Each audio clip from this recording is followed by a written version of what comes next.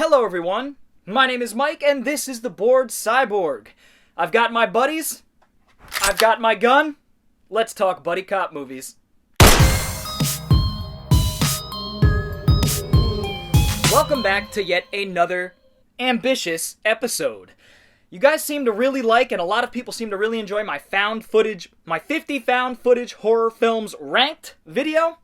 So today I thought I'd do something similar. Today I'll be ranking and talking about 62 buddy cop movies. I can't believe I've seen that many buddy cop movies. I didn't even know that many existed.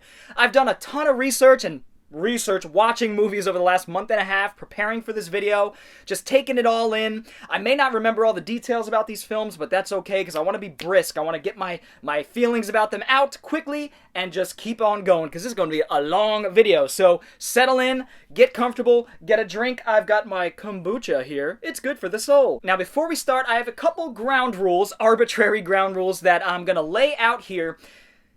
Buddy cop movies. For my list, this list is going to be confined to movies that follow a cop. One of the buddies has to be a cop, a mercenary, a private detective, a private investigator, something along those lines, a mercenary, things like that. And they have to be paired up with somebody else, and that has to be really the center of the movie. The difference between the two characters is where the comedy comes in. And all of these movies I've chosen have some comedy elements, some of them more than others, you'll see as I go. But I had to differentiate it. I had to do the comedy thing because I had to differentiate it from films like Seven and The French Connection, things like that are more steeped in drama and crime and very bereft of humor. So I figured I'd have to lay some ground rules to keep me in line here. I'd love to know what your favorite buddy cop movies are, so feel free to leave a top 10, top 5, hell, top 62 if you so please, if you're as crazy as I am. And I'd love to get a little discussion rolling, maybe discover a couple of films that I've missed out because I couldn't see them all. Without any further ado, let's jump right into my number 62. Now, I own most of these films, I think like 45 out of 62 or so. But I luckily, gratefully, thank you Jesus, I don't own my number 62, the worst bottom of the barrel buddy cop movie ever made. Theodore Rex. I hated this movie. And I was going into it and I thought I was going to be like, this is going to be fun. Everybody hates this movie.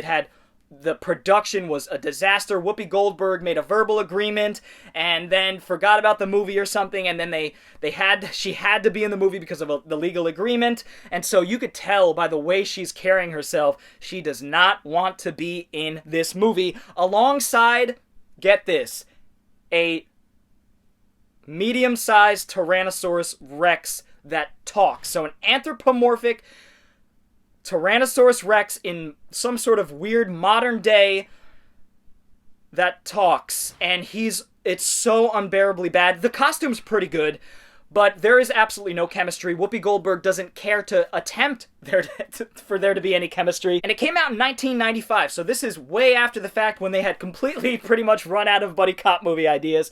Theodore Rex is abysmal. It's an atrocity. I hate it. It's my number 62. My number 61 is another one of those ideas that was just wallowing at the bottom of the shit barrel of buddy cop movie ideas.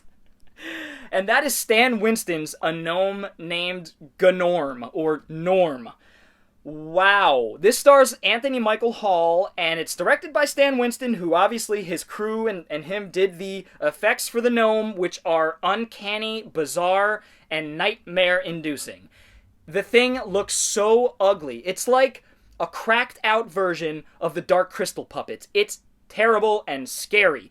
Some animatronics, sometimes there's a little person in a costume. It doesn't work. The movie is highly forgettable. It's got a couple action sequences here and there. It's awkward. There's absolutely no chemistry. It's unfunny. Anthony Michael Hall is doing okay in the lead role, but he's like, what am I doing? How did I land here? I was in Weird Science. It's a disaster of a movie, and it's my number 61. My number 60 is a film that I do own. That is Stop or My Mom Will Shoot. Now, this isn't quite the level of A Gnome Named Norm and Theodore Rex, but this is bad. This is a buddy cop movie starring Sylvester Stallone and Estelle Getty, who plays his mother. Stallone plays a cop whose mother comes into town to visit him and starts to just rearrange his life, turn everything upside down. He's like, "Hey, Mom, what are you doing? This is how I like to live." And he's just like whining the entire movie. It's absolutely obnoxious. And Estelle Getty isn't very good in the movie either. It's just a bad idea. A buddy cop movie with a cop and his mother. Terrible idea. The mother witnesses a murder which incorporates her into the story of the crimes that are happening. I don't like this movie. It was a slog to get through. It's directed by Roger Spottiswoode, one of the most baffling, bigger budget Hollywood movies to come out of the 90s. What the hell? Why does this exist? I don't know. It does. It's in the Stallone collection, and I'm grateful to own it. My number 60 is Stop or My Mom Will Shoot. I'm going to shoot myself after watching this again. My number 59 is a film that I just can't click with, and I really enjoy the director's work, Ernest Dickerson. He's done a bunch of films that I enjoy and has shot a lot of films I enjoy. He's a very talented cinematographer. That film is Bulletproof. Oh, man. Damon Wayans, Adam Sandler have absolutely zero chemistry. I've seen this film like 3 or 4 times, and I'm always like, all right, I'm gonna enjoy this more than like a 1.5 or 2 out of 5, in terms of stars. And I always come out of it just like, just deflated. Like, okay, this movie has nothing going for it, and it really lies on just a bad script and lack of chemistry between the two main characters. And if you're making a buddy cop movie, chemistry is integral. And as we go along, you will see actual chemistry in actual buddy cop movies that deserve to exist. This, however, does not. It's my number 59. My number 58 is another one that just doesn't click for me. I've seen it twice. It's not terrible, but it's not good. That is Showtime with Eddie Murphy and Robert De Niro. How could you go wrong? The chemistry is here. Just the film doesn't deliver for me. Now, I will be honest, I haven't seen this in about 4 years. I do want to rewatch it. It may bump up a few spots. Who knows? But as of right now, not too great. De Niro plays, the hard-boiled detective who gets roped into doing a reality TV show. This was at the brink of, reality TV in the late 90s, and is doing a reality TV show. He doesn't want to do it, but Eddie Murphy is a cop, played by, Trey? Yeah, Trey. He's a cop who is more interested in being famous, getting all the attention, and so he is more of the actor kind of thing in the situation. So he's all for this reality TV show, and it creates some interesting sequences, but it's overlong and bloated and just not a very good script. Showtime, it's my number 58. My number 57, I don't have another pretty forgettable one, guys. Ride Along with Kevin Hart and Ice Cube. I gotta be honest, Ice Cube just doesn't really do much for me. I love him as a rapper. He just is very stale, usually pretty much always as an actor. He just doesn't have the expressiveness. He doesn't have the charisma that I guess audiences think he has. He's okay. And I've never been a fan of Kevin Hart either, and he's pretty obnoxious in this as usual. And he is like a security guard or something, and he's dating this woman whose brother is a really popular cop, and he gets to do a ride along with them, and it plays out like Training Day, but a comedy version of Training Day, sort of, but it's not very entertaining, and I don't remember much from it, even though I saw it a couple months ago. It just didn't stick with me. It had maybe 1 or 2 funny parts, and that's about it.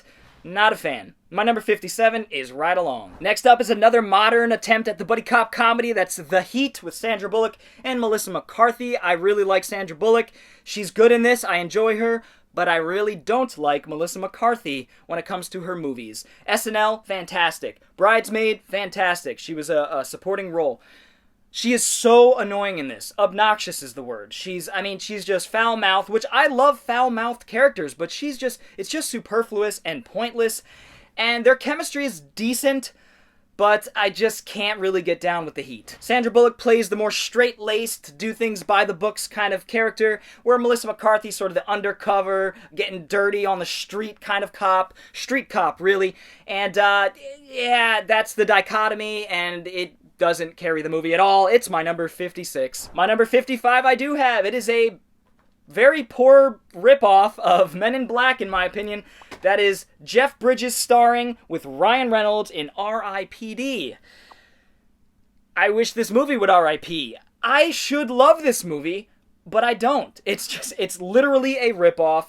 It's very, very similar in many, many ways. There are monsters all around us. In Men in Black, there are aliens all around us. it just doesn't work. The chemistry isn't quite there, and Bridges is just mumbling his way, oh, hey, come on, let's kill some monsters, come on. Yeah, he's just doing his, like, mumbly Jeff Bridges thing that he's been doing over the last 10 years. Sometimes it works for the movie, sometimes it doesn't. R.I.P.D. is a case that it doesn't work. And it's my number 55 for that reason. My number 54 is admittedly a movie I haven't seen in many, many years. It's one I watched with my father back in the day, and I don't remember shit about it. But I know it's a parody.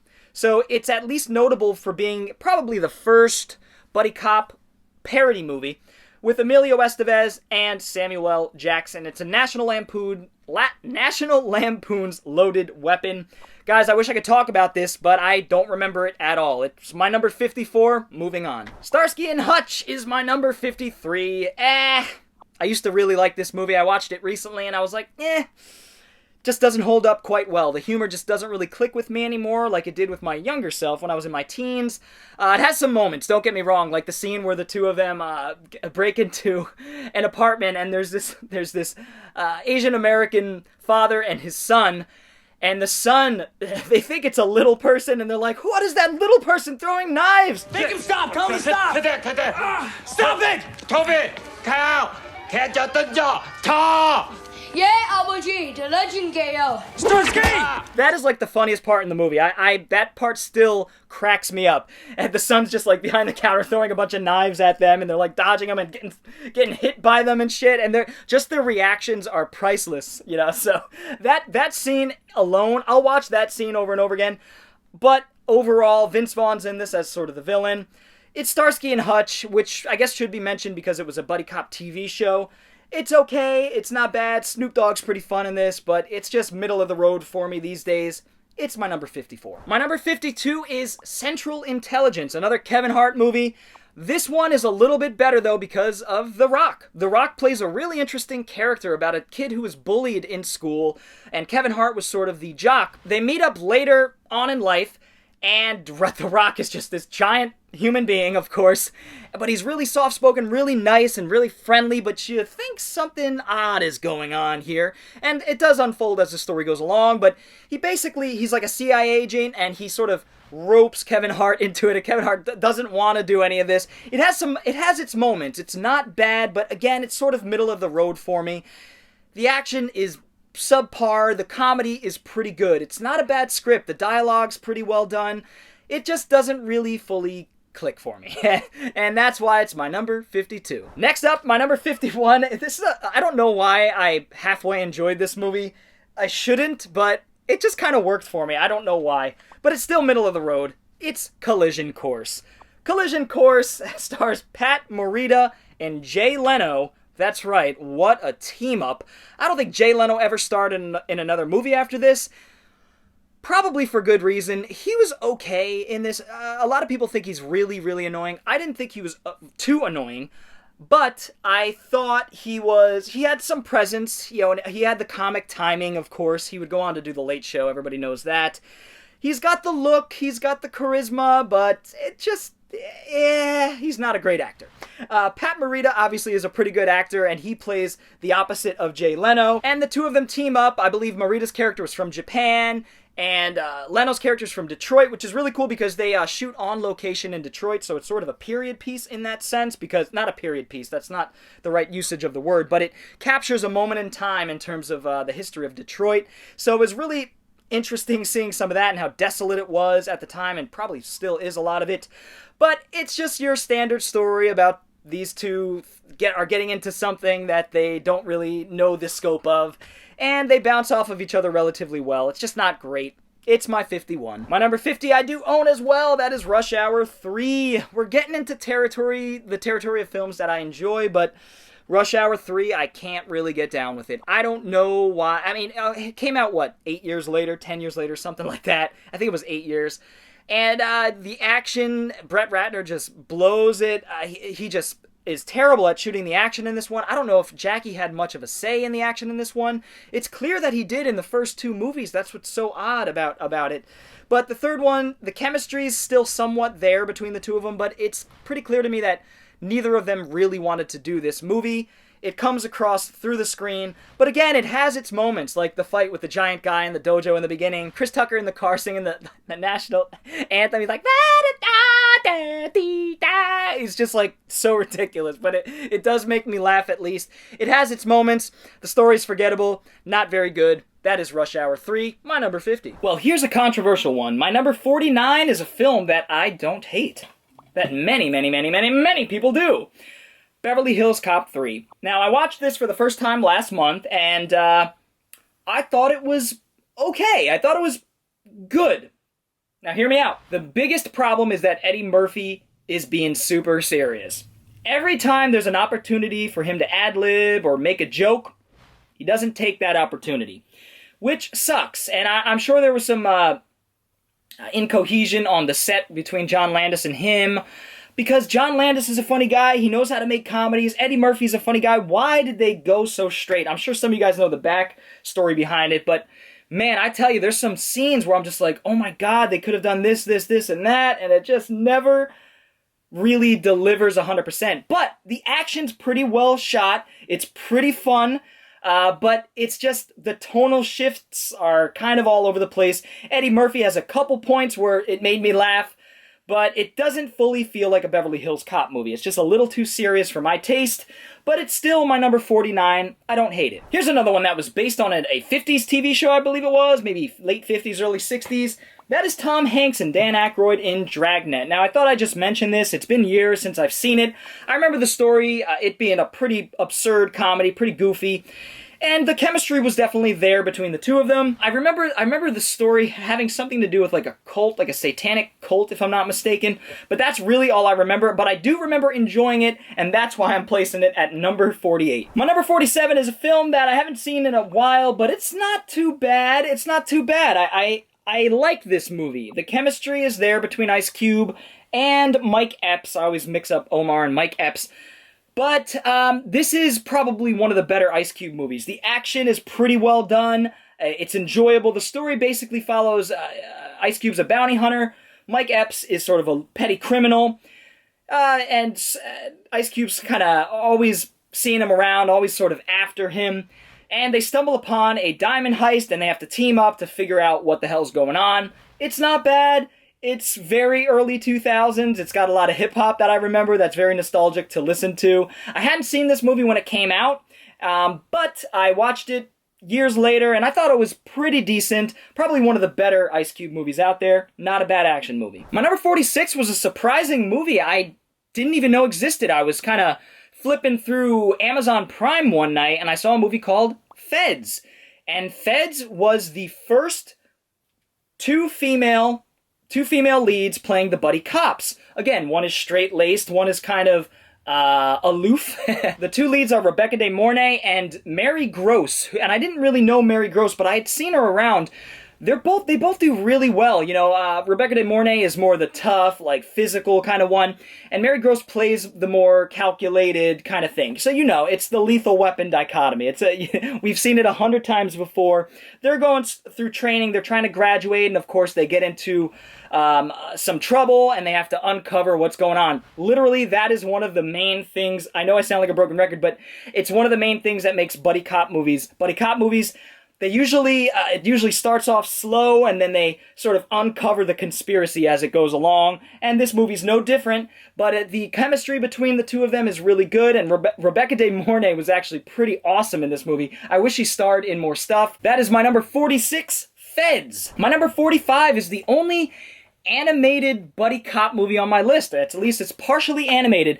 And the buddy cop elements are sort of a B plot, admittedly, but that is Osmosis Jones. Now, this is a pretty fun movie, directed by the Farrelly brothers, if I'm not mistaken. Yeah, this is a cool movie, guys. Bill Murray, so gross. It's a very gross movie, so don't watch this movie while you're eating. But he eats something, I forget what it was in the beginning, but he eats something and a virus enters him, and it's up to Osmosis Jones and his partner to team up and take down this virus, played by Lawrence Fishburne, if I'm not mistaken. Is that right? Yeah, Lawrence Fishburne, Thrax. And so Osmosis Jones, of course, played by Chris Rock. It's a really good movie. The animation's great. This is at the end of the hand-drawn animation era, but it blends live action with the Bill Murray segments, which are great, which are very funny, and the more action-oriented, biological animated stuff inside of his body. I think it's really cool, and as somebody who's interested in biology, it definitely has some things that you could get some enjoyment out of. So that is Osmosis Jones. I really like this movie. Not bad at all. My number 44 is a JCVD movie that I do enjoy, despite it being pretty bad. That is Dennis Rodman and JCVD's Double Team. Now, this was directed by Chewy Hark, if I'm not mistaken. Yeah, Chewy Hark, and I enjoy Chewy Hark's films no matter what they are. He always knows how to do the kinetic action, the over-the-top stuff, and Mickey Rourke plays a pretty good villain in this. I want to say JCVD plays like a FBI agent or like a counter-terrorist or something, and then Dennis Rodman is an arms dealer. It's ridiculous, but it's got great cinematography. It's unique. Chewy Hark makes unique movies at least, and the action is pretty fun. This was during the JCVD Coke days, so you could tell that era. Either way, I still enjoy it. It's JCVD, and Dennis Rodman. How could you go wrong? My number 43, Steven Seagal steps into the ring. I enjoy this movie. The Glimmer Man is a fun movie. Damon Wayans, I always get mixed up. Keenan Ivory Wayans, of course. He had his little run of action movies with like Low Down Dirty Shame and Most Wanted and Glimmer Man.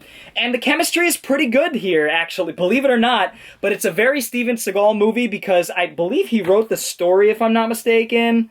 Maybe not. Maybe I'm bugging on that. But it has a lot of that weird, like, spiritual stuff that Steven Seagal stories usually have, the ones he actually has something to do with the story. And he's like wearing beads, he's wearing his kimono for whatever reason, multiculturalism all over the place, which is great. But it's got those just an odd spiritual angle to it at points with his character. But it's got some really great action. Of course, the two of them have some pretty good chemistry. I can't complain. I actually really enjoy The Glimmer Man. It's one I always go back to. A fun movie. My number 42 is a John Badham film, The Hard Way. The Hard Way, I enjoy.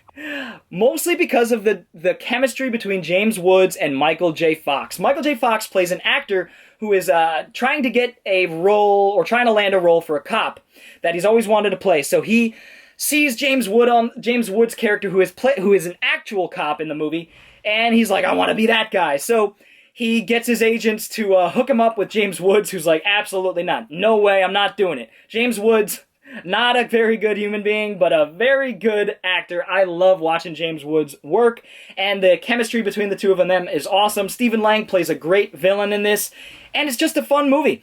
It's a little overlong, I will admit, but the action is a little too far in between for my taste, but I still enjoy it. It's a solid 3 out of 5, and I'm glad to own it. My number 41 is another pretty good one. This is the Men in Black 3. Now, Men in Black 3 stars James Brolin, and of course Tommy Lee Jones and Will Smith. Now, this one's interesting because they include time travel. So this one starts out with Tommy Lee Jones' character Kay, who gets into some trouble, and so Jay, Will Smith's character, has to go back in time to meet the young version of Tommy Lee Jones, played by James Brolin, who does Josh Brolin, who does a fantastic job playing a younger Tommy Jones. He has the mannerisms down, he has the countenance, he has the voice, everything, the tone, it's all there. And it's really entertaining for that reason. Of course, Will Smith, these are his best movies in my opinion. I really enjoy the Men in Black movies, and they got worse as time went along, but I still enjoyed 3 for what it was. I've seen it twice now, and it's a very enjoyable movie. Great action.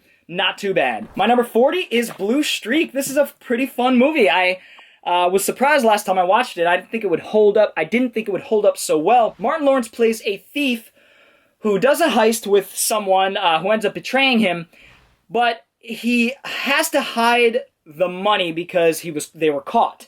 And so he hides the money in this construction area where a building is being erected, but it's the very early stages. And he gets caught, and he goes to jail. Once he gets out of jail, he goes to retrieve the money, and guess what? A police station has been built where he stashed the money. Or the jewels. Sorry, I think it was jewels. Forgive me for the details. So he ends up impersonating a police officer and teams up with Luke Wilson to try to find his money. Obviously, Luke Wilson doesn't know he's not a cop, so that's where the interesting dichotomy comes in. This is still a fun movie, still holds up really well. Came out in like 1998, I want to say. 99, Les Mayfield directed, still a good movie. And that reminds me of Nothing to Lose with Tim Robbins and Martin Lawrence, which didn't quite make the cut because neither of them are cops, even though they kind of become cops in a way as the movie goes along. I guess I could have added it. It's my list anyway, but I did want to mention Nothing to Lose, which is a really good, I like it even better than Blue Streak. They've got great chemistry, Tim Robbins and Martin Lawrence, and it's just a really fun movie. So I wanted to actually briefly mention Nothing to Lose. Moving on to my number 39, some of you might be surprised, but that is Bad Boys. Now, I do own these, but I believe they're in my to go through box. In other words, my backstock stuff that I'm doing what's in the bags for, because I picked it up pretty recently. But Bad Boys, what can I say? This is where the series started, and it's a good movie. I enjoy the movie. The action's fun. The chemistry is there. It's not as good as it becomes in number 2, which you'll see higher up on the list, or number 3 for that matter. But it lays the groundwork for the two of them to really shine. And this was the first time. I take it back. My favorite Will Smith movies are the Bad Boys movies, I'll say, over the Men in Black ones.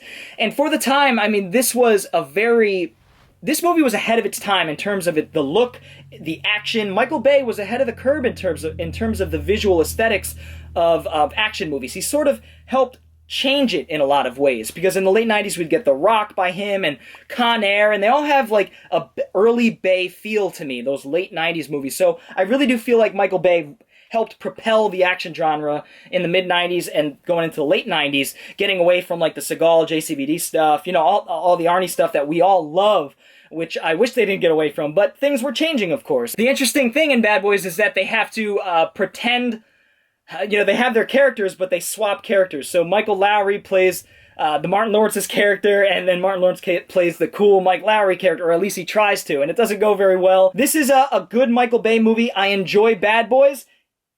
My number 38 is another 48 Hours. This one I still enjoy it because of the chemistry. The chemistry's still there between Nick Nolte and Eddie Murphy, but it just is too little too late, and it just kind of is generic, and I don't remember much of the story. It's been quite some time since I've seen it. I love Walter Hill, so I really enjoy almost anything that he's put out, especially before the year like 2000, so another 48 Hours isn't bad. It's worth seeing just for Nick Nolte and Eddie Murphy back, but it has nothing on the original. My number 38 is Men in Black 2. It's been a long time since I've seen this, but I remember loving this movie as a kid, or growing up. Yeah, I was a kid when this movie came out. One thing I didn't like about it was Johnny Knoxville. I thought he was pretty annoying, but the effects in this movie were amazing, like the little guys and stuff like that. The little alien guys, I always love them. The chemistry is still there between the two of J&K, Will Smith and Tommy Lee Jones. It's just a really fun movie. You can't go wrong with Men in Black 2. It's solid.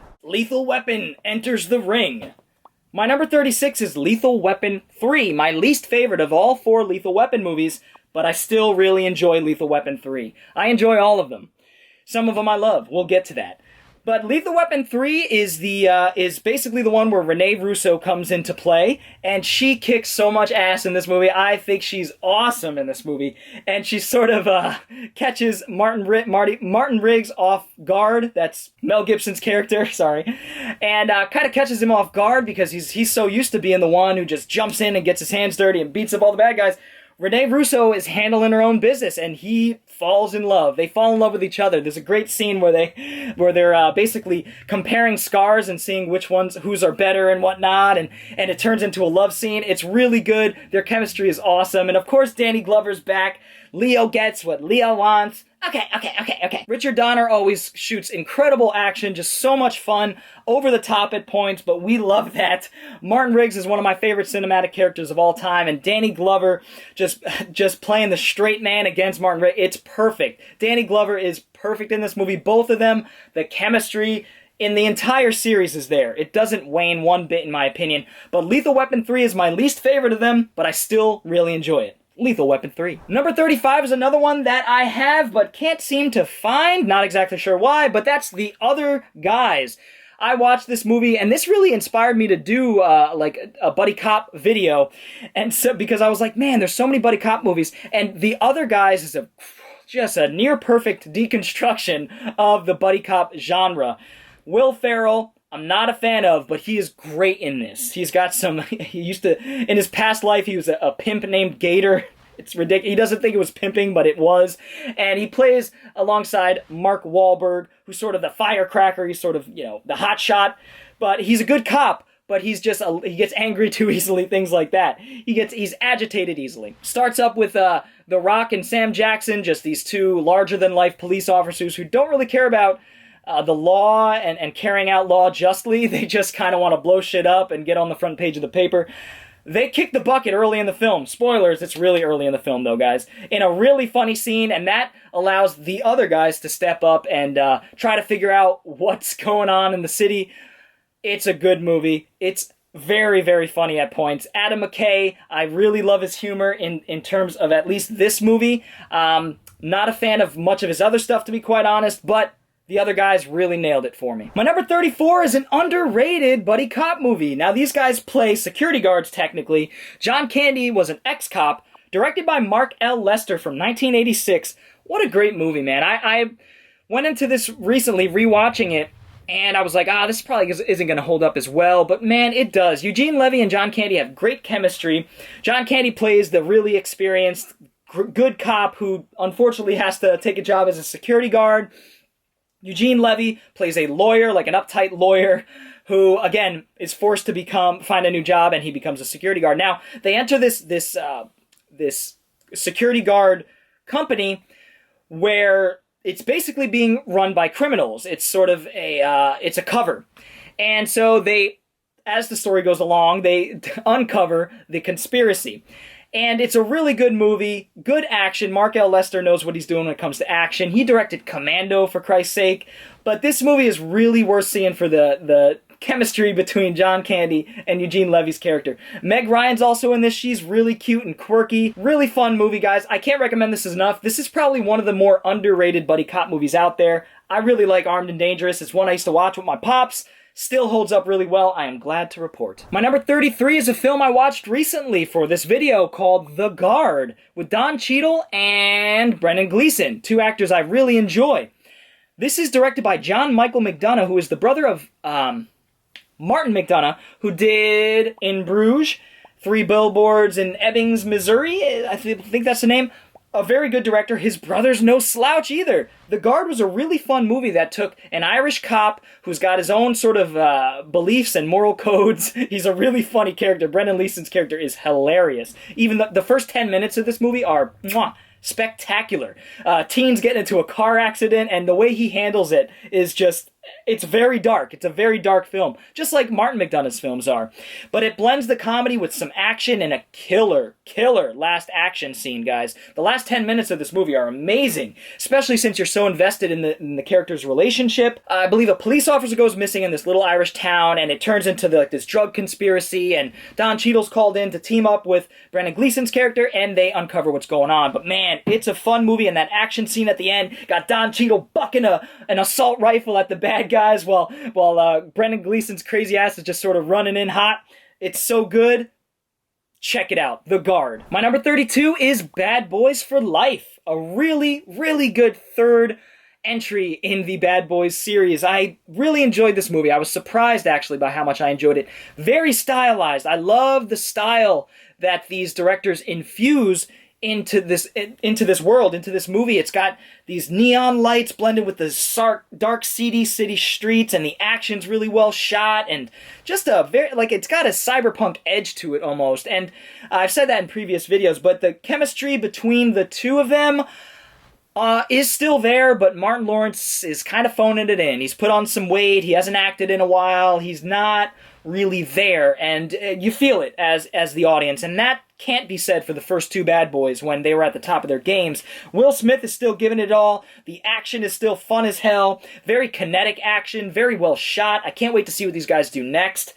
I really enjoyed Bad Boys for Life. Next up, I had to include this despite it not really having any comedy elements. I mean, it does have some moments of levity, but in the beginning of the film. But man, when this film takes its turn, it gets very serious.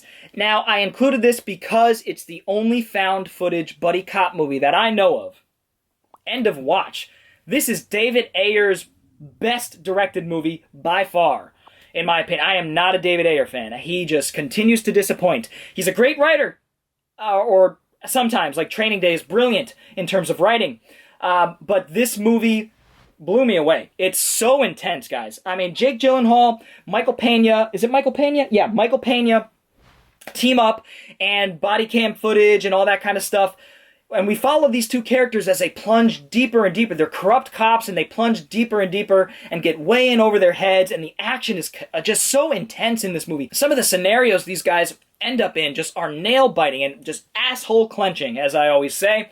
End of Watch is awesome. By far David Ayer's best film, I reiterate.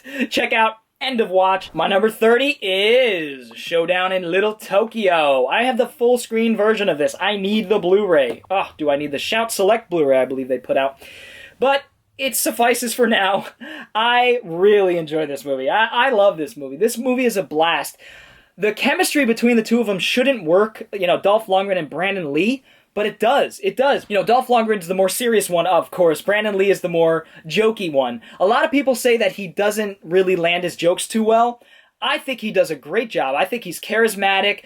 I just think some of the writing in terms of the jokes isn't great. I think that's the problem. But Brandon Lee handles it deftly, in my opinion. And boy, is the action good. Oh, the final action sequence in the, what is it, like a dojo, I believe. Oh man, that action sequence is killer. This opening sequence in the diner when the two of them meet up and find out that they have to team up. It's just a really fun movie that a lot of people have compared to the Double Dragon video games, and I could definitely see that. So much fun. Showdown in Little Tokyo is a very underrated action movie, and it's directed by Mark L. Lester. That's what I thought it was directed by. Same guy who did Armed and Dangerous and Commando. So he made fun action movies in the 80s. Showdown in Little Tokyo is no exception. Oh yeah, next up we have ba-da-da-dum bum bum ba-dum bum. Ba-da-da-dum bum bum ba-dum bum bum ba-da-da-dum bum bum ba-dum bum. Ba-da-da-da-ba-da-da-ba-da-da-boo. That was overlong. Tango and Cash in this 3-pack here, Stallone 3-pack. You can't go wrong with Tango and Cash. What a fun movie with two actors that are just in their prime. Kurt Russell, Sylvester Stallone. Russell's more of the jokester, the firecracker. Stallone's more of the reserved one, wearing glasses. Because, when you have glasses, that automatically makes you super serious. This movie is just a blast from start to finish. It looks great. It sounds great. I was doing the Harold Faltermeyer little theme song there. Harold Faltermeyer also did Beverly Hills Cop, which I'll talk about later. The opening sequence is insane with a bunch of 18-wheelers and explosions and Sylvester Stallone.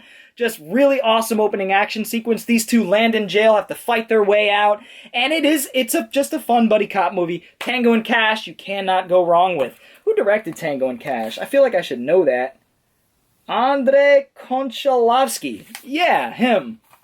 Moving on. My number 28 is Red Heat. Now, this movie came out towards the end of the Cold War, so it takes Arnold Schwarzenegger, who plays a Russian KGB agent who teams up with a hard-boiled cop, I want to say in Chicago, played by James Belushi. Great chemistry here. It just works. Walter Hill, baby. I love Walter Hill. I'll say it until the day I die. Walter Hill's one of my favorite directors of all time. He makes gritty, to-the-punch, action crime films, and he always nails it, in my opinion. But this is a fun movie where the two of them team up, I believe, in order to find who killed Arnold Schwarzenegger's partner. And, of course, as things go on, it gets more complex, blah, blah, blah, blah, blah. Same story in all these buddy cop movies for the most part, but that is Raw Deal. Ooh.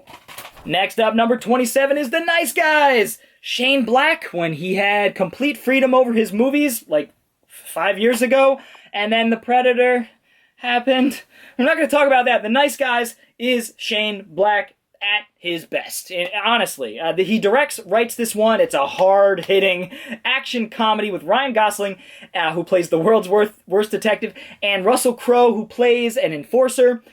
And the two of them team up to solve the murder of an actress in the town. And of course, things get more complex as they go along, but this one, the chemistry between the two of them is incredible. The action is just brutal and hard-hitting. I love it. It's fun. It's a little too long, and it really doesn't take away from the fun that The Nice Guys holds. Check out The Nice Guys if you haven't seen it. This movie kind of came and went a few years ago. I think it did get some talk, but when did this movie come out? 2016. That is The Nice Guys. Great movie. My number 26 is arguably the film that started it all in terms of blending comedy with the buddy cop dichotomy. That film is called Freebie and the Bean. This is from 1974. That's right, 1974. And this movie stars James Caan and Alan Arkin. Alan Arkin plays the Bean, which is actually a stereotypical term.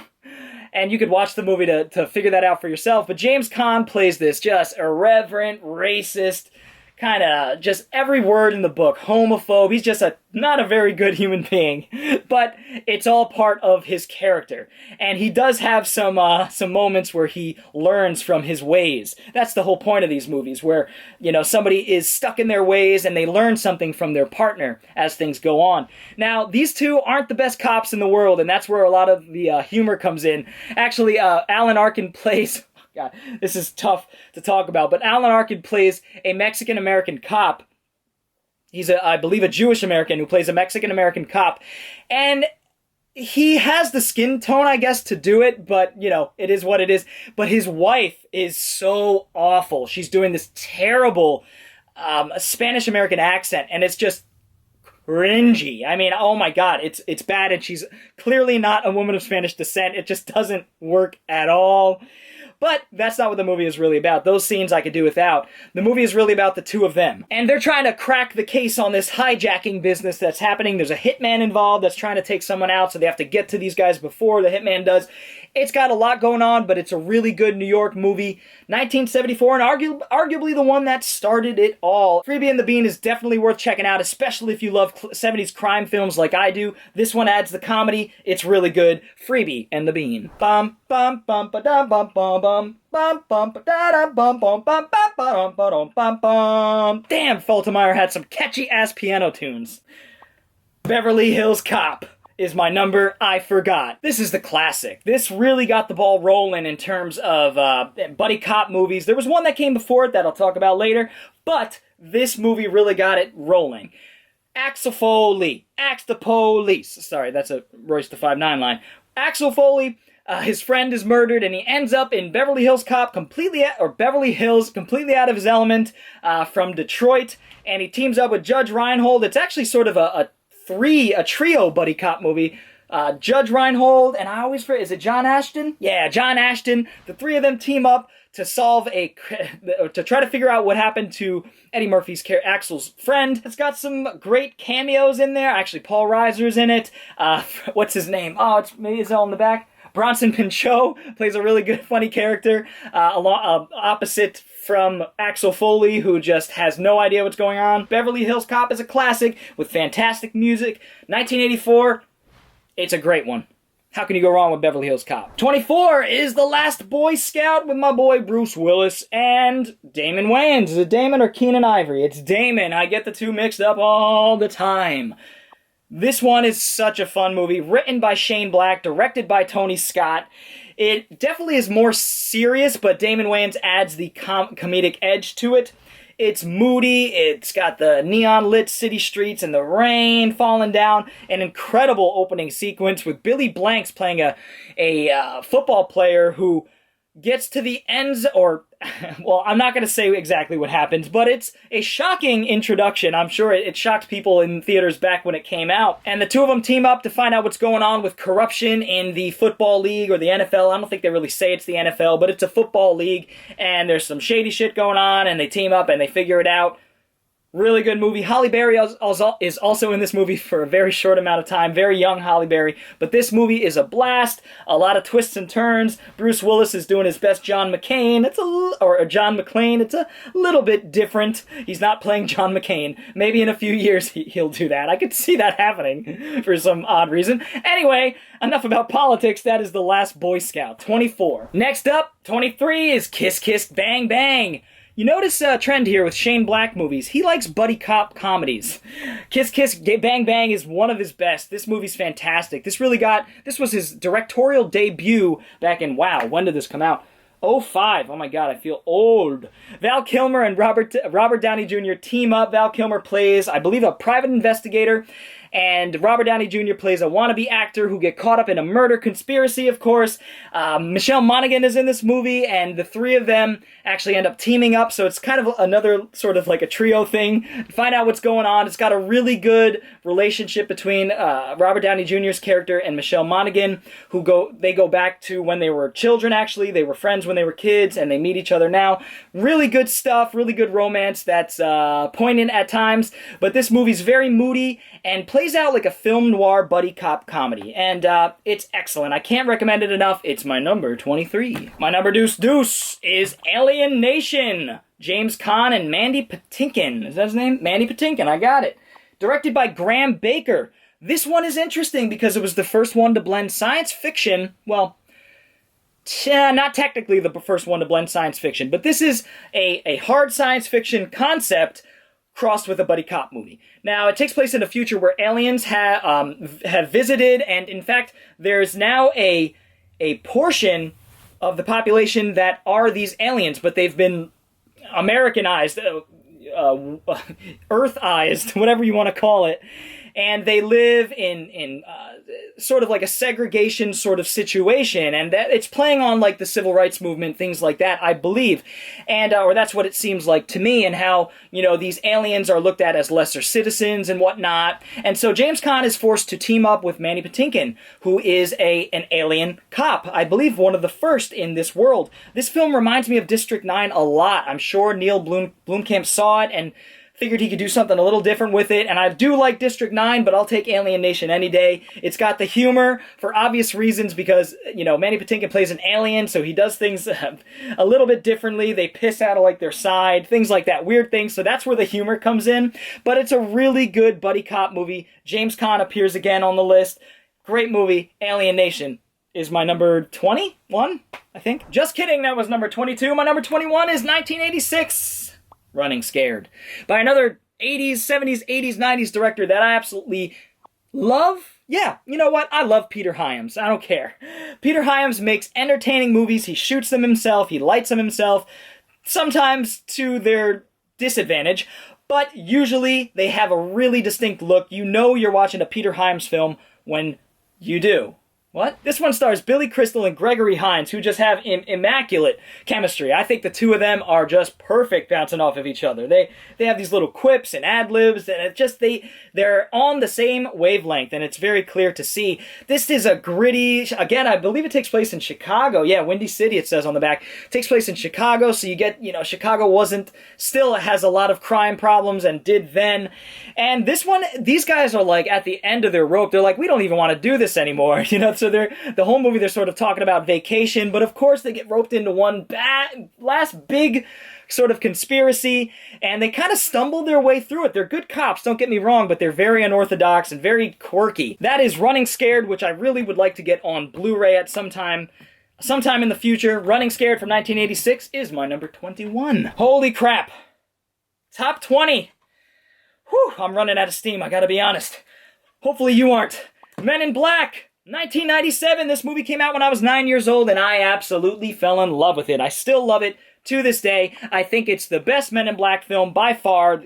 It just has all the right elements. I don't want to quite say lightning in a bottle, because they did do a good job sort of recapturing that magic in the sequels, especially 2.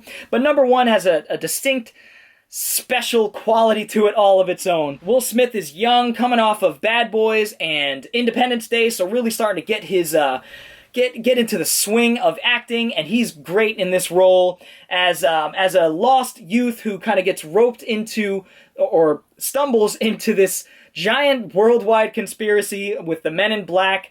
Find out aliens are all among us all the time, and the Men in Black are tasked with sort of keeping alien existence under wraps, you know, with their, of course, the iconic, what do they call them? Oh, the things that erase your memory, where they're just look into here and then they erase your memory. So it's got a lot of cool elements, a lot of conspiracy elements here. This is coming off of X-Files. Without X-Files, I don't think we have Men in Black. But the chemistry is amazing in this movie. The story is great. The action is fantastic. And the effects hold up remarkably well because they combine CG with practical effects. Now that's because at this time, it was a transition sort of thing, and in the 2000s, we'd get just crappy CG, but they were still really blending the two. I want to say Rick Baker or Stan Winston worked on this one. One of the big ones. Either way, that is my number 20, Men in Black. Here come the Men in Black. Won't let you remember. Oh, number 19 is Dead Heat. Hell yes. Zombie buddy cop movie from 1988, the year I was born? Yes, please. I remember we had this on VHS when I was growing up, and my dad was like, oh, not yet, son. And then I turned 8 or something, and he was like, it's time. And so, rest in peace, Pops. And so we watched Dead Heat. And Dead Heat stars Joe Piscopo just hamming it up. It's fantastic. He's so diesel. He's just busting through his shirt, but he's got the comedic chops. He's got enough to carry this one at least. Again, I think it's the jokes that fall flat more than Piscopo falling flat. But a lot of people criticize him. Treat Williams is so badass in this movie. The action in this movie is fantastic. Essentially, Treat Williams dies in the beginning and becomes a zombie through a series of events. And so they have to figure out what's going on with this reanimation, this company that's reanimating corpses and whatnot. Again, brutal action. Directed by Mark Goldblatt, who is more so known as an editor, but the action in this is just so well shot. Blood squibs galore. Now, there's so many blood squibs because the reanimated corpses, the zombies, don't die.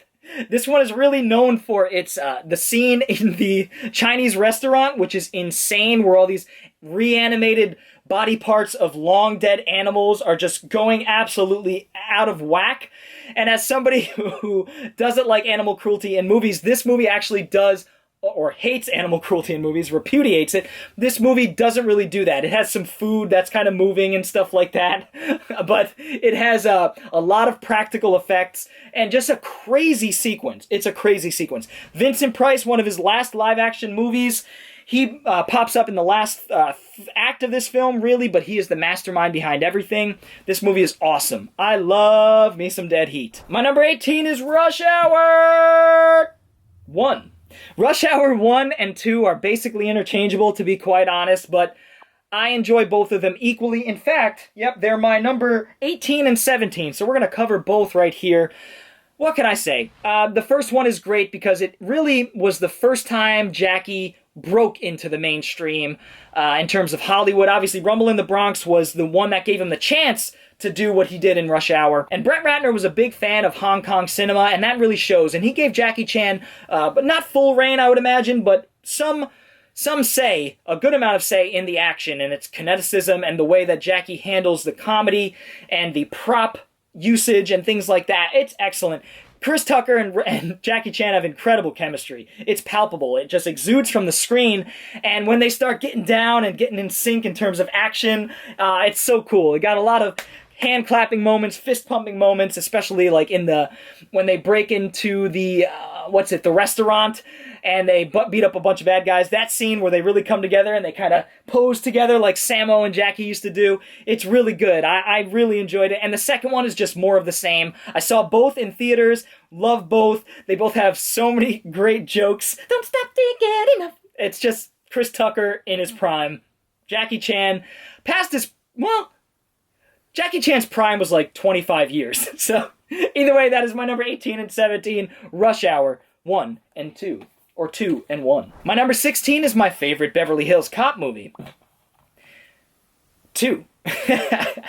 Eddie Murphy is in comedic top form here, and it blends, and Tony Scott is just a better director than Martin Brest overall, I will say.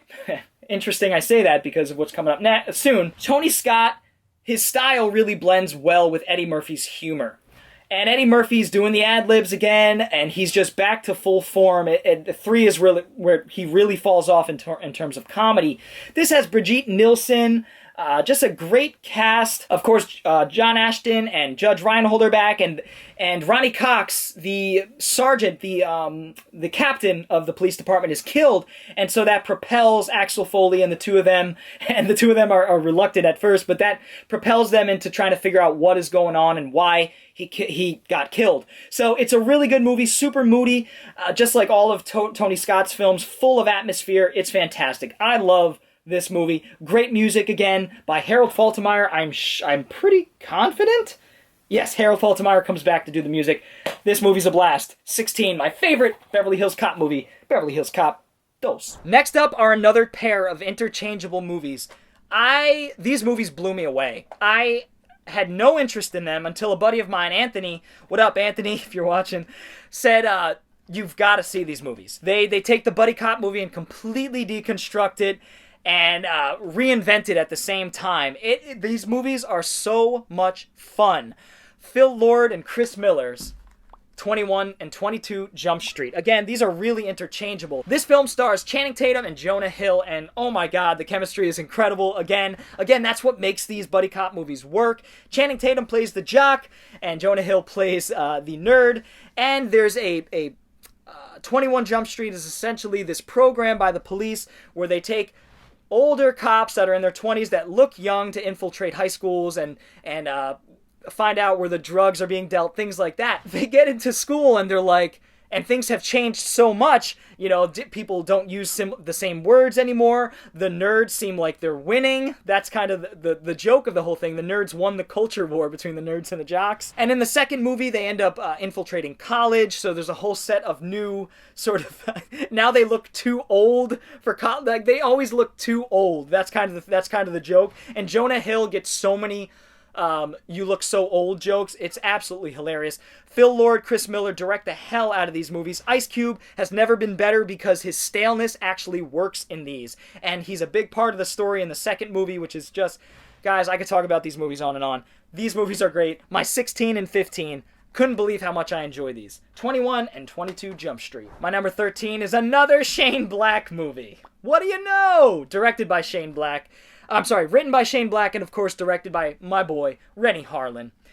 Long Kiss Goodnight is just a blast from start to finish. Now, Samuel L. Jackson, I'm stretching it a little bit because he's sort of a PI, private detective, but I did lay my ground rules down. Gina Davis obviously plays a character who used to be an agent of sorts, a secret agent, I want to say, and she has amnesia and she can't remember her past life. She's also trying to hide it away.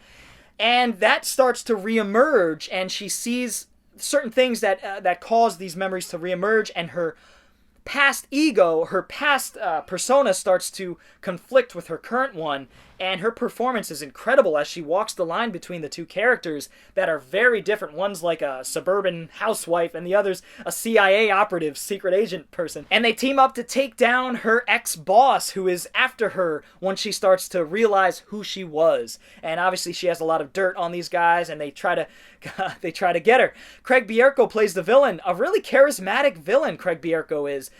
He kind of came and went. He was in a film called 13th Floor, which I really enjoy, but he did a really good job as the villain in this. You love to hate him, and that's the sign of a good villain. Incredible action sequences, slow motion. Renny Harlin's doing his John Woo thing, sort of like the scene in the train station is amazing. It's got a lot of slow motion and sort of floaty coats and things like that, just like the Chinese were doing and John Woo was doing especially. But the chemistry between Sam Jack and Gina Davis is amazing. They become really good friends as time goes on. They have their problems between each other, but they learn a lot from each other, as all of these great movies have aspects of that, learning from each other despite your differences. This movie is no exception. Shane Black writes the hell out of another fun as hell action crime comedy. Not as heavy on the crime elements, but Sam Jack provides some laughs for us. Absolutely. This movie is a blast from start to finish. I'm losing my voice. My number 12, Lethal Weapon 4. Am I in the minority on this one? I fucking love Lethal Weapon 4. I love its family sort of vibe that it has going on, because you really feel like you're a part of the family at this point. You've seen 3 Lethal Weapons. The chemistry never changes. Oh, excuse me. If not, it gets better and better. The two of them are still at the top of their game, Martin Riggs and Murtaugh. The opening action sequence is absolutely ridiculous. Riggs talks Murtaugh into clucking like a chicken to distract this flamethrower guy that's in this heavy armor. Really great action sequence, actually. I think the opening is still awesome. Great action throughout. This one has Rene Russo, who is now pregnant with Martin Riggs' child, so they're getting ready to have a kid. but that doesn't stop her from kicking ass. There's a great siege in the home of the Murtaughs where the bad guys have no idea that Rene Russo's character could stand up for herself, and she is the catalyst to get them out of the situation that they find themselves in. It gets super serious at points. Like, I remember I cry, I get teared up and emotional at points because it's really powerful. This movie's great. Jet Li is the villain in this movie. It was really his introduction in the U.S., and he does great as a villain. You don't see him play the villain too often, but he handles it really well despite his baby face. His acrobatics are there, of course. You get some fight sequences, a great fight between Jet Li and Riggs at the end. It's just so good, and the ending is just heartfelt and very warming, and a great ending to the Lethal Weapon franchise. Hopefully it's ended forever. Richard Donner knocks it out of the park with these movies. Lethal Weapon 4 is amazing. My number 11 is another criminally underrated buddy action comedy movie. Drive. This is coming out on Blu-ray finally. I got to sell off my DVD to fund that. Can't wait to get that. I think MVD Visuals putting it out. Man, this movie is a blast. Steve Wang directs this, who was I believe a Hong Kong director, or at least heavily influenced by Hong Kong, and it shows incredible long take action sequences. This has the best action out of any of the movies on my list in terms of fisticuffs, gunplay. Mark Dacascos is incredible at his acrobatic best, at the top of his game, playing alongside Kadeem Harrison. And I think Brett Ratner saw this film. In fact, I know he did because of the special features here, and kind of borrowed some ideas, if not ripped them off completely, because we all know which film people remember. This is better than both. This movie is amazing. Yeah, the chemistry's not as good as Chris Tucker and Jackie Chan, but there is chemistry here between Kadeem and Mark Dacascos. It's such a fun movie. Brittany Murphy plays this. She is adorable and awesome, as always. She plays a really funny, quirky character in this. And the action, the sequence in the motel is just incredible. You got Mark Dacascos jumping off the ceiling, shooting dudes with fucking Uzis. There's batons get busted out. Every great action sequence has, they ramp up, right? So starts off with fisticuffs, and then he starts batoning dudes, these electric batons. Oh, it's so amazing. I could go on and on. My number 11 is Drive. Down to my top 10. A film that I do own somewhere. Bad Boys 2 is my number 10. Nostalgia definitely plays a role in this, but I think this is one hell of a badass action movie from the aughts. One of the best action movies of the aughts, still, in my opinion, Michael Bay's possibly his best movie. He just knocks it out of the park, and the chemistry is fully refined here between Martin Lawrence and Will Smith. They've both gotten more experience acting, and they are just incredible in these roles. And Mike Lowrey truly becomes the action hero that we deserve in this. There's the opening sequence on the highway is just out of this world, and he's got this... I have goosebumps. He's got this scene where he swerves the car and simultaneously in slow motion busts a MAC-10 out the window and just... And the car's swerving as it goes. Gun! Hold on.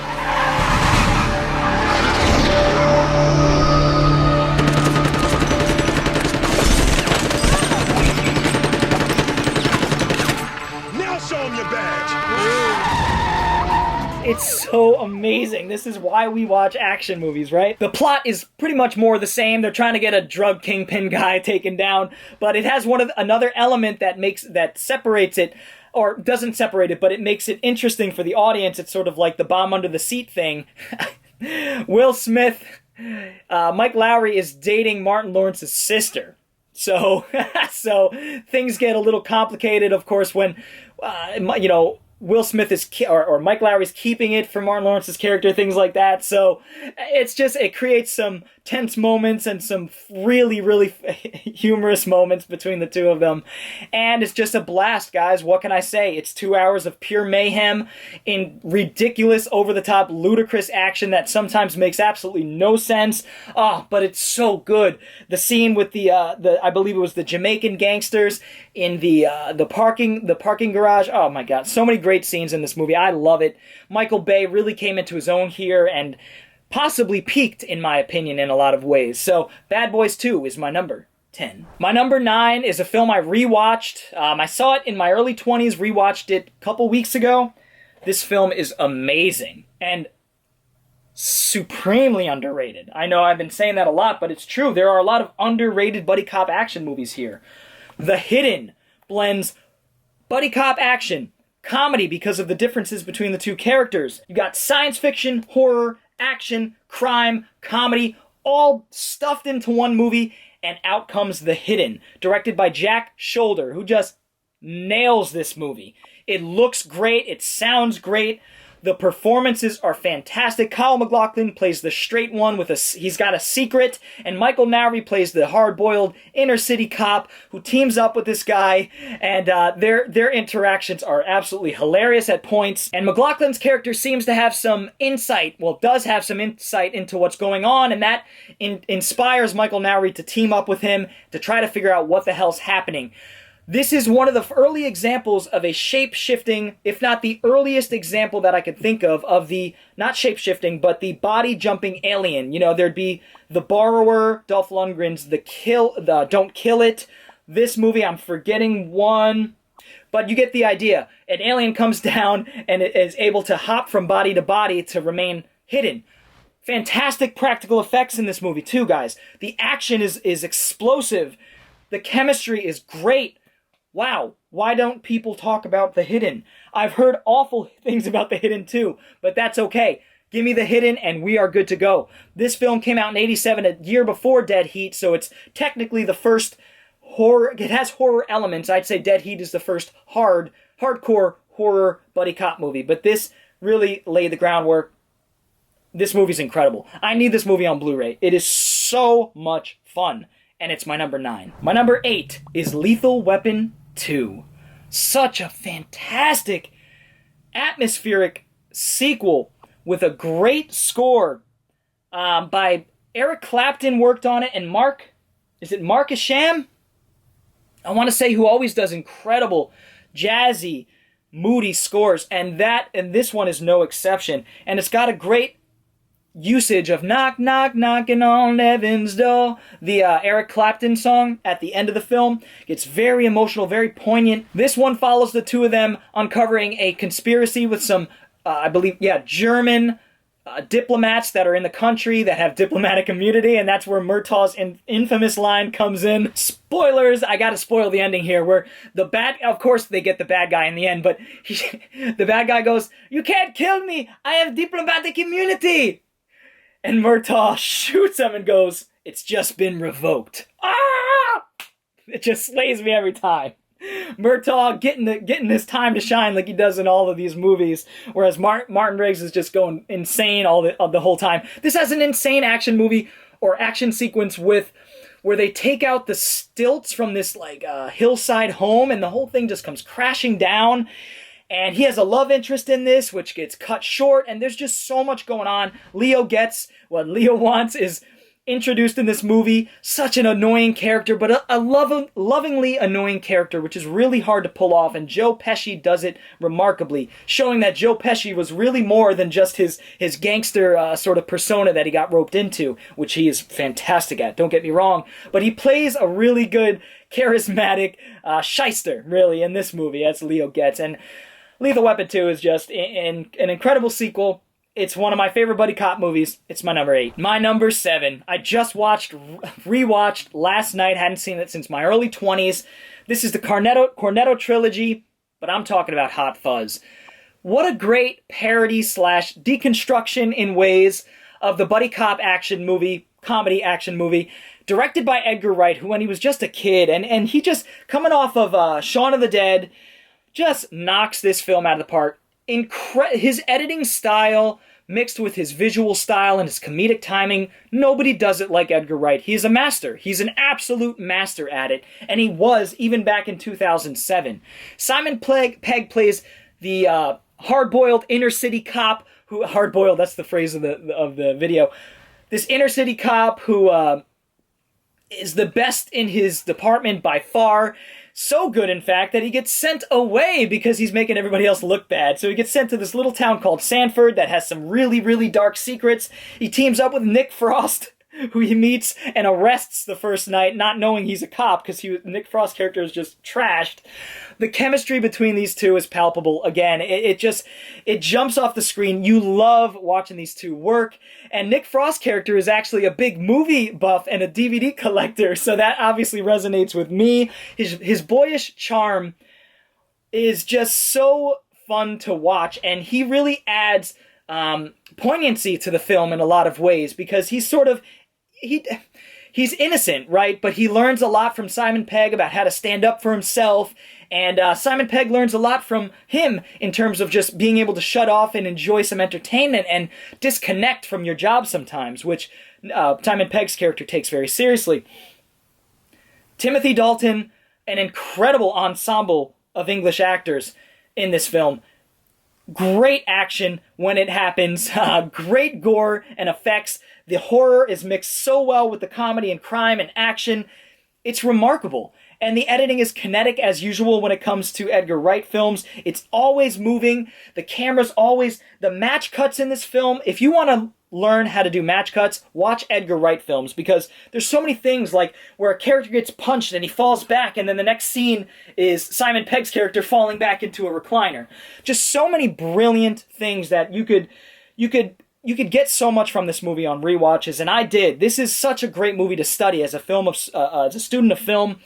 Hot Fuzz is incredible, and that last action sequence just had me fist pumping last night, screaming in joy, and it was just such a fun movie to revisit. Easily one of the best buddy cop movies ever.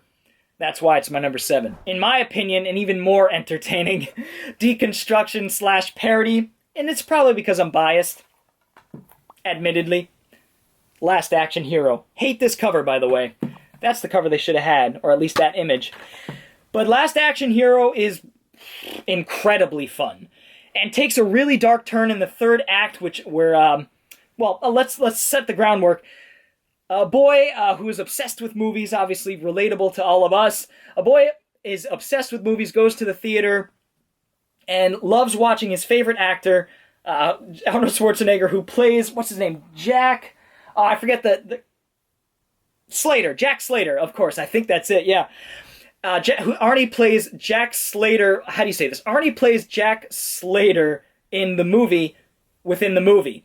And the kid gets sucked into the movie because of a magic ticket, and it becomes a buddy cop parody in a lot of ways, because you have this action hero paired with a young boy who has the insight of the audience. It's like the audience saying, no, come on, you can't do that because this always happens. The bad guy always does this.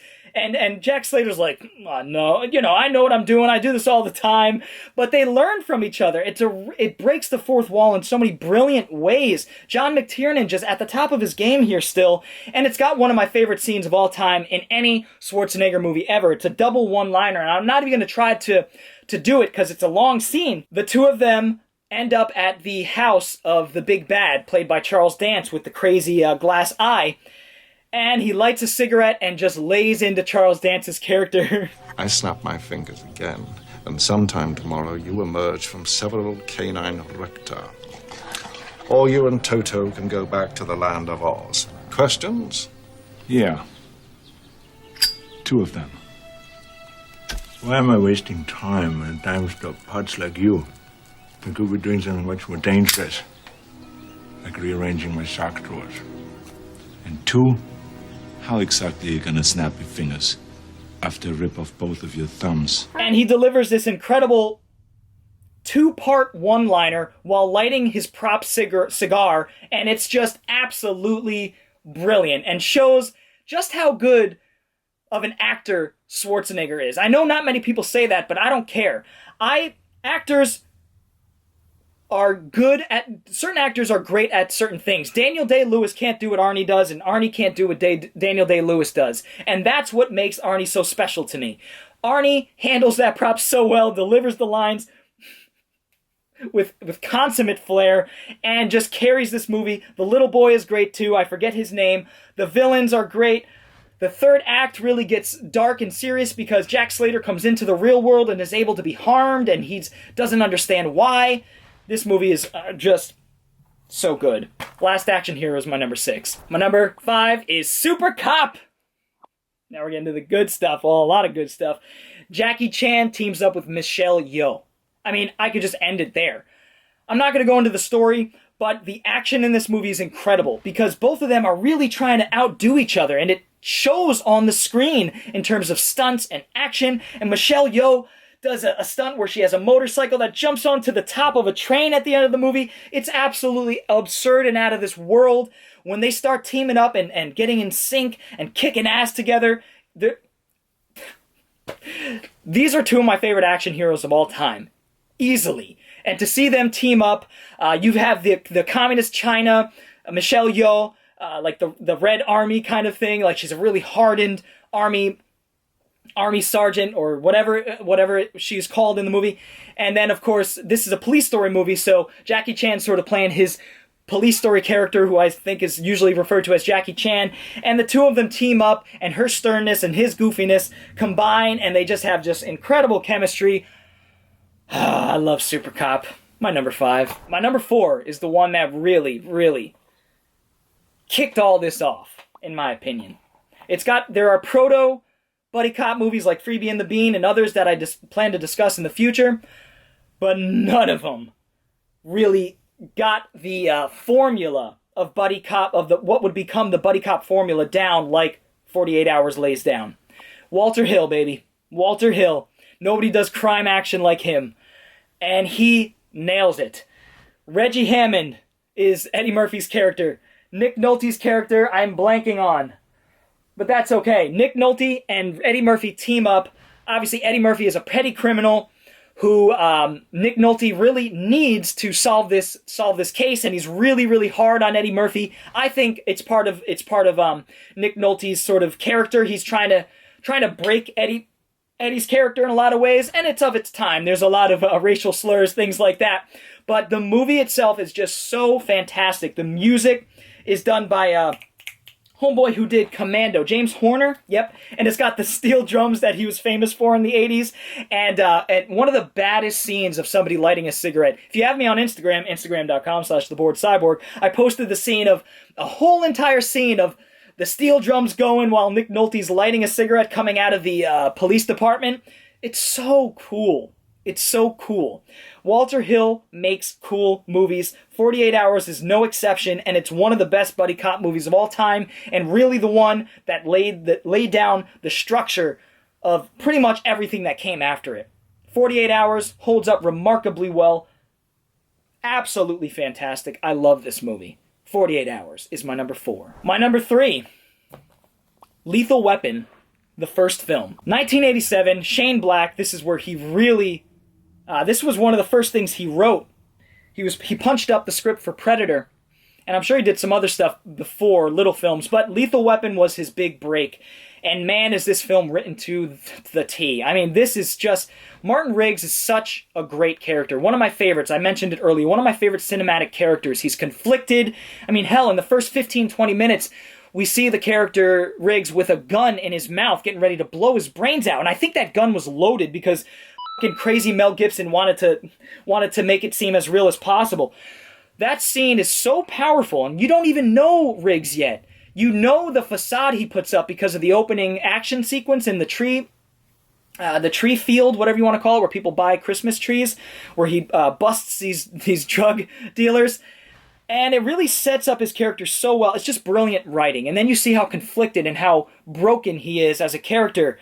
And he meets Murtaugh, who really helps start straightening him out. Murtaugh's a family man who's been doing this a long time. He's getting old for this shit. Riggs is the young firecracker, and they learn so much from each other, more so than almost any of these other movies. They learn, Martin becomes more civilized but he learns how to use his anger to his advantage as the series goes on, which is really interesting. And without that anger, without that impulsiveness, it wouldn't be Riggs. So many great sequences in this. The fight in the rain between Gary Busey's character and Martin Riggs. The Christmas aesthetic, which is another thing that Shane Black goes back to time and time again. What can I say, guys? You guys all know Lethal Weapon. It's just an incredible movie with a great score. It looks great. Richard Donner directs the hell out of these two. Lethal Weapon. Lethal Weapon's my number 3. My number 2 is a film that wasn't meant to be a Die Hard film, but ended up being Die Hard 3. John McTiernan again. Die Hard 3 with a vengeance. Sam Jack, Bruce Willis team up at the sort of in the throes of the early 90s civil arrest or civil tension, I should say. Racial tension, sorry, forgive me. The racial tension that was happening in the early 90s, you know, Rodney King, things like that. This film is coming off of all of that and comments on all of that in a really smart way, really clever ways, but doesn't focus on it too much. It becomes its own sort of cat and mouse, Simon Says kind of thing with Jeremy Irons as villain.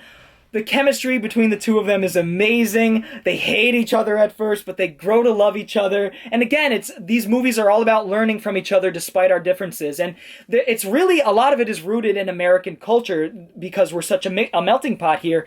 And this movie exemplifies that in a lot of ways. And the action is fantastic. The villain's great. It's got so many great sort of drawn out sequences where McTiernan has like music going and just machinations happening in the background, but no action's really happening. I'm talking about like the scene where the dump trucks enter the town and you have the dun dun dun dun dun dun dun, and you have the female assassin who's chopping up the cops and everything, and really good action in this movie.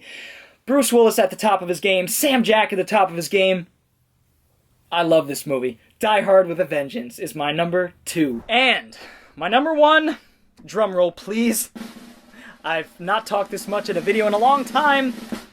My number 1 is Midnight Run. Now I know what you're thinking. No cops in this movie. Well, there are, but one of the buddies is a bounty hunter, so I count that. Bounty hunter, private detective, mercenary, cop, it counts. This is the best buddy cop movie ever made, in my opinion. I absolutely love this film. Midnight Run, my father and I used to watch this all the time too. Midnight Run stars Robert De Niro as Jack, who's a bounty hunter tasked with bringing Charles Grodin's character, who is an accountant for the mob, back to New York to his bail bondsman so that he could be arrested and tried. The mob wants this guy dead, Charles Grodin's character. And so you got the mob, you've got the police, and you've got Jack and Charles Grodin, or De Niro and Charles Grodin sort of just trying to make it to New York in a midnight run. I guess in bounty hunting terms, it's called the midnight run. They got to get back by midnight or something.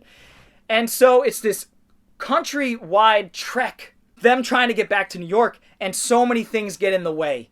You know, Charles Grodin turns out to be the character turns out to be a really good liar. And he tricks Jack a lot, who's not as smart, not as clever, not as witty as the other one. But when they start to like each other, it's such a gradual sort of relationship between the two of them, because they hate each other at first. You know, he's just like, shut the f*** up. There's so many great lines in this movie. Charles Grodin just is the best he's ever been too, and the chemistry is incredible. But they learn to love each other, and there's a scene in this movie where Jack visits his ex-wife and his daughter that he hasn't seen in like 8 years, and it makes me cry. I rewatched this recently on Blu-ray. That I got this Blu-ray pretty recently, and that scene is so powerful. You'll know it when you see it, but it was just such a powerful scene because Jack made a lot of bad decisions in his life, but he was ultimately trying to do the right thing. And you learn so much about the two as this film goes along. The character development is unmatched in terms of buddy cop movies. Martin Brest directed this, the director of Beverly Hills Cop and Geely, actually. And he just absolutely knocks this film out of the park. The action is incredible. It's a non-stop road movie. Planes, trains, and automobiles for action fans. It's a blast from start to finish. The music is fantastic by Danny Elfman. Some say it doesn't fit. I think it fits the tone perfectly. Midnight Run also stars Yaphet Kotto, John Ashton as a rival bounty hunter who's another party trying to get Charles Grodin's character. This movie means a lot to me for many different reasons. I'm very nostalgic for this one, but watching it as an adult, trying to be objective, I think this is one of the best. I think this is one of the best movies ever made, really, honestly. This is one of my favorites. It's a perfect 5. There's nothing wrong with it, in my opinion. What can I say? Midnight Run is my number 1. I just want to thank you all for checking out this incredibly long, exhausting video.